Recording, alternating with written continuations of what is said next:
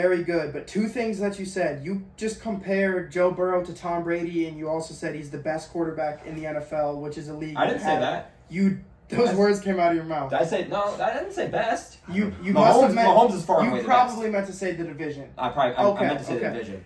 Okay. For sure. Then I have no problem. Yeah, no problem. No, he's the best, and I think he's unless I misheard it, unless I misheard it, that's my fault. No, he's not the best in the NFL. Okay. I think if they win that AFC Championship game, you could argue it, but Mahomes put everything out there and got it done. Not to mention the fact that he did it without Tyreek Hill. Me personally, I was saying Mahomes was going to drop off. The Chiefs weren't going to win the division.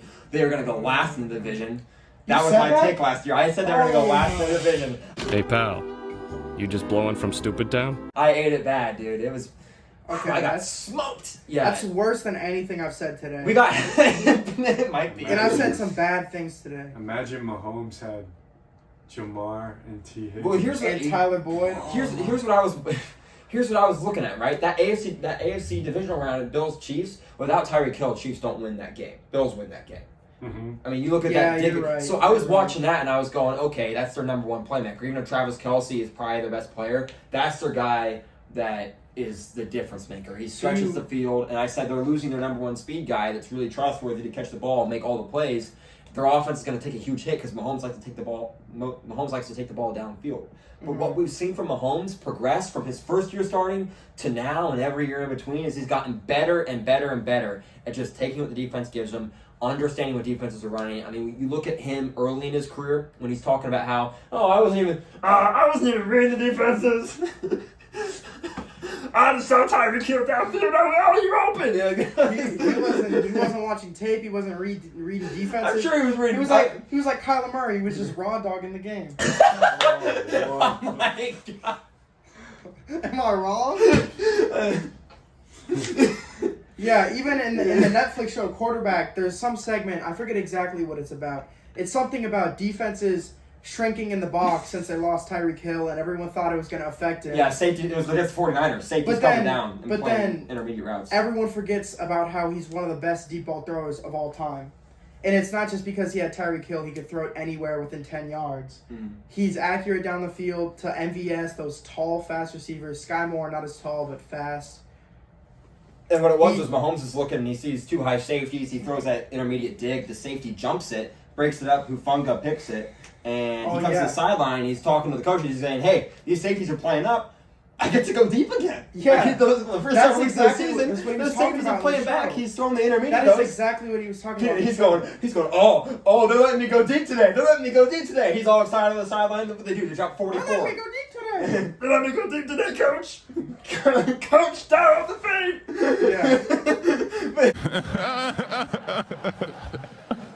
And then what do they do? They drop 44 points on the best defense in football, arguably. That happens when you got a guy who's come so far from just being like, I want to throw deep, to understanding what defenses are trying to do, understanding what their game plan is coming into a game, and being able not just go off of a script the genius Andy Reid drew up, because he's the best play caller in football and has been the last several decades. Or maybe not several decades, the last decade and a half, 2 decades. He's been fantastic. For the Eagles, too? Even for the Eagles, and then now the Chiefs, yeah. And not just that, but to come to the sideline and be like, hey, this is what they're doing. This is what we need to do to stop that. And when you have a guy who's progressed that much to where now you've clearly seen that he's taken that next step to where he had the physical gifts, but now he's got that cerebral ability that not a lot of guys have. One of the smartest QBs in the NFL, constantly studying. Yes. Any chance he gets, he's on that iPad, in the notebook, in the playbook. Do they have Cardi on here? Yeah. But now that we've kind of swerved off topic to talk about Mahomes' progression and why he's the number 1 quarterback in the NFL, because Cole thought that I said that Joe Burrow is the best quarterback in the NFL. Mm-hmm. Let's touch base on our playoff picture. So I'm going to let Jacob take this one. Okay, I'll kick it off with the AFC.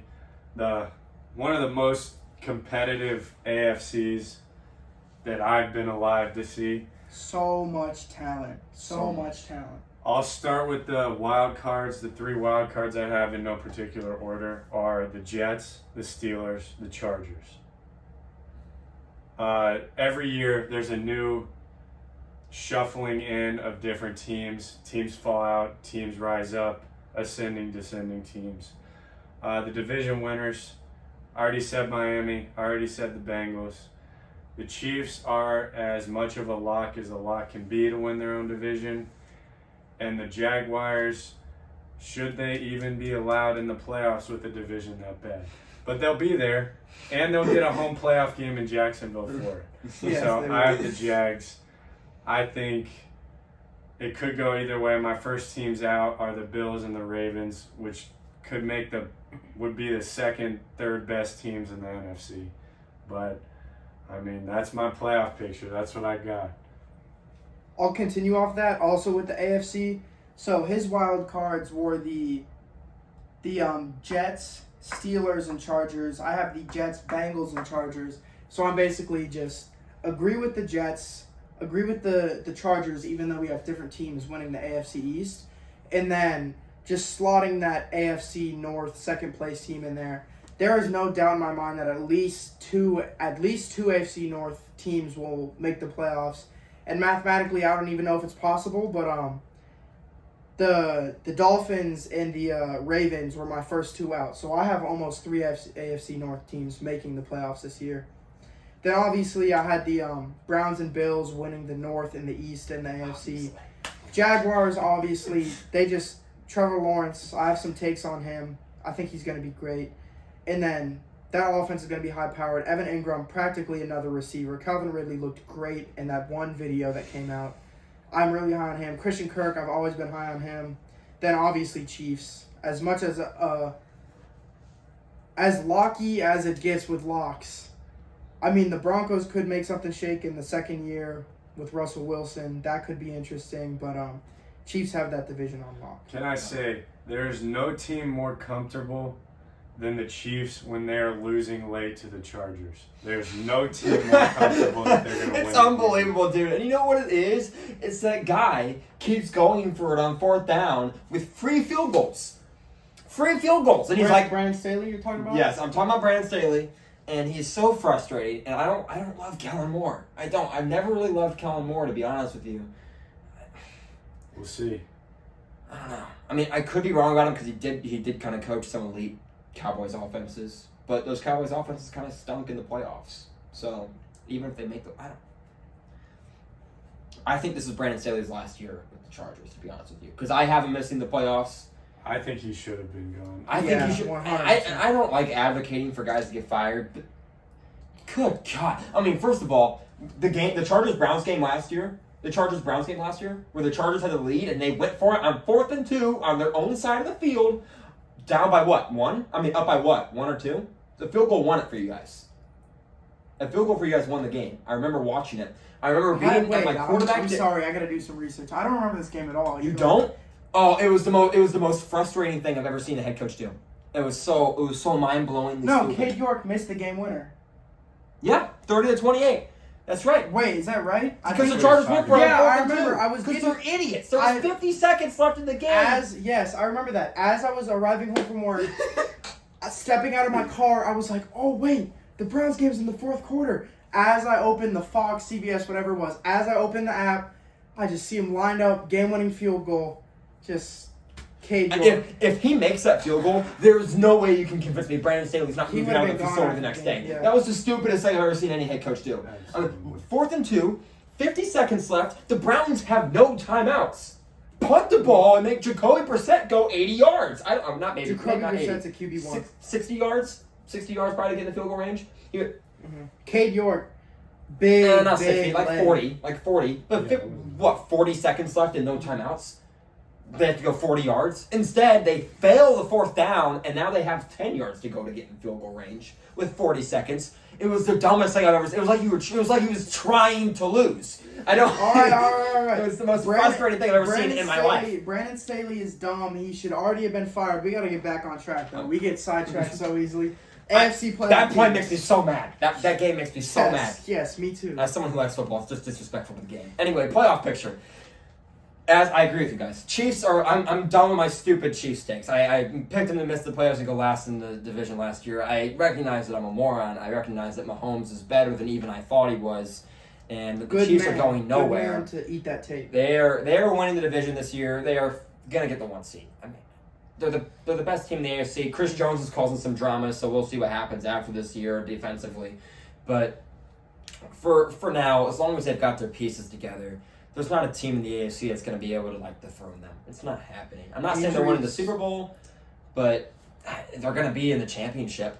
So injuries are the only thing that can derail that team. Yeah. If Kelsey gets injured, that's the only thing. Yeah, Kelsey getting injured would kill them because they have literally no one else on offense. So if Kelsey gets injured, they're kind of screwed.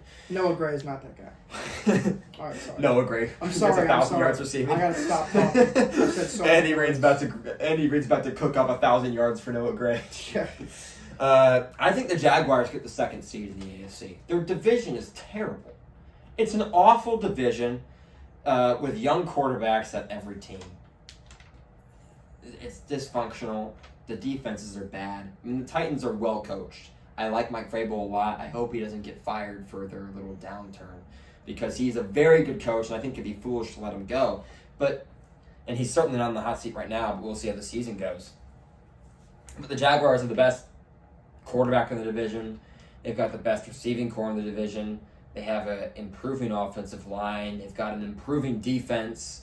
And Doug Peterson has obviously proven himself yet again as a quality head coach. He got the job done in Philly with Nick Foles as his QB1 at the back half of the season and still was able to manage a Super Bowl run. So, I mean, he's proven yet again that he's a quality head coach, and they're in a terrible division. And that's why I don't think they're the second best team in the AFC by any stretch of the imagination. I think there's teams in the wild card better than the Jaguars. I think the Jaguars are potentially a first-round exit again. Or not again, my bad. They beat the Chargers last year.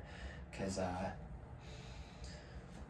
Brandon Staley. Trevor Lawrence went to Waffle House. But they have by far the least competitive division in that conference. You could argue the AFC West isn't something to write home about. They were a disappointment last year, and they'll probably underperform this year, with the exception of the Chiefs. But the Jaguars are a quality team with good pieces. Second. I think the Bengals are the third seed in the division. They have the second most competitive second most competitive division in that conference, closely with the AFC East. But I have the Bengals going with the third seed. They're going to be good. There's some question marks about Joe Burrow's health the first couple weeks of the season. But I know Jamar said something about not wanting him to play the first 5 games. That's not happening. Burrow's going to be starting week 1. I mean, he's not sitting out games. It's not happening. But the Bengals are going to be really good, like we talked about at length earlier. So I don't have to explain myself there. And then again, we talked about the Jets. To me, the Jets are in the most competitive division. They have a really tough start to the season, so they're going to be out of contention for any high seed. They're not getting the 1 seed, not getting the 2 seed, probably not getting the 3 seed. They feel like a 4 to 7 seed to me, to be honest with you, because the start of their season is so rough, and I think they turn it around as I have them winning the division. But it's going to be tough, and they're going to have to. The offense is going to have to help. I just had a stroke. Sound like a Joe Biden speech. You're a lying dog-faced pony soldier. The offense is going to have to be healthy. You're going to have to see Breece Hall at full speed.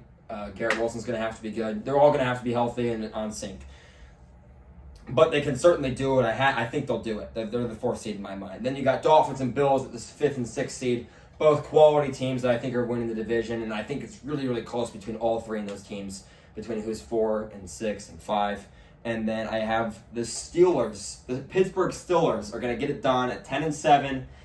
I really love their defense. I think they have an emerging quarterback in Kenny Pickett. I think he's going to push into the top 16 to 12 range this year. And he's got a quality receiving core. Pat Freiermuth is a solid tight end. Najee Harris is a good running back. They've got really good, young, talented receivers with quality potential. George Pickens is a dog. I mean, we saw flashes of what he could do last year. Cannot deny that. I hope he's able to keep doing what he was doing last year and progress into just being an absolute dog. I think he has the potential to do it, for sure. Deontay Johnson's a very solid guy. Him not catching a touchdown last year was shocking and disappointing, to say the least. I think he gets it done this year. I think he has a bounce-back year. I mean, you're dealing with a rookie quarterback that threw more picks than touchdowns, with a questionable offensive coordinator. They, of course, still have that questionable offensive coordinator, and that's kind of my one difficulty I have with the Steelers. I think the Browns could easily go into second, and if there was a reason for that, and the Steelers missing the playoffs and the Browns making the playoffs, to me, or the Chargers making the playoffs, it'd be because Matt Canada to me, you're a Steelers fan. You watch their games. He's the worst. He is one of the worst play callers I have ever seen in any sport at any age level. He's the worst. But they did beef up the offensive line as well. They signed Isaac Simalo. That's right, from the Eagles, right? Eagles. That's a great pickup. I forgot about him. They drafted Broderick Jones out of Georgia, right? Georgia. Yeah. And how about Darnell defense? Washington is basically an extra tackle on the offensive line. He's a dog. And how about defense, by the way? Adding a young son of a former legendary Steeler in Joey Porter Jr. I think he's going to be a good corner for them. That's going to really help their secondary, especially when playing against teams like the Chiefs that are notorious for absolutely torching their secondary, despite T.J. Watt's best efforts. I'm sorry, Jacob. Scoring touchdowns by himself. Scoring touchdowns by himself, but then every time he doesn't get to the quarterback, it's, oh, yeah, someone's wide open. So, yeah, the Steelers aren't going to go far in the playoffs because they've got teams. I mean, they've got the worst quarterback in this playoffs list I've mentioned. I'm not trying to hate on Kenny Pickett, but I think it's pretty clear. Josh Allen far and away. Tua's better. Aaron Rodgers is better. Joe Burrow's better. Trevor Lawrence, Patrick Mahomes. I mean, you're talking about guys that are. Is everyone I just named in the top 10? Who? Who'd you Mahomes, Trevor Lawrence, Yeah. Joe Burrow, Aaron Rodgers, Tua Tagovailoa, Josh Allen. The only one you can argue out of the top 10 is Tua. He's my 10. Tua's my 10. But I think all 6 of those guys are top 10 quarterbacks. Let's Aaron not like- Rodgers? Stop That's it. a joke. It's Stop it. a joke. Don't do that. It's a Okay. joke. Let me get This to football's NFC going to now. get upset.